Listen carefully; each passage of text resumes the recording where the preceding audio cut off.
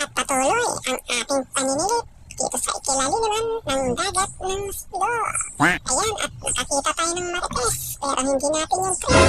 At maghanap tayo ng ibang masisilip na masasarap pa kay marites. Ayan, at dito ay nakakita nga tayo ng isang kulay itim na isda na pasilip-silip. Dito tayo sa bandang itaas, pipisto. Ayan, patay kang isda. Halika rito. Ay, nakawala mga kasilip. Sayang, isang labahita sana yun mga kasilip. Nakawala na naman. Dito na lang tayo sa Ramona ka. Tatakas ka pa. Nice shot! Lara muna ang ating napana mga kasilip. Napakasarap nitong isda na to. At ito yung sinasabi ko na inaabangan natin na magagandang isda sa spot na to. Tulad dito, meron na naman isang pasilip-silip na Ramona.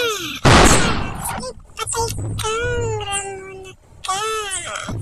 Ayan mga kasilip. 2 beses na yan! Dito sa atin, sa Sambales na Ramona. Sa ibang lugar, talagbago o hinog ang tawag nila dyan. Pero dito sa atin, tinatawag na Ramona o pitong bato.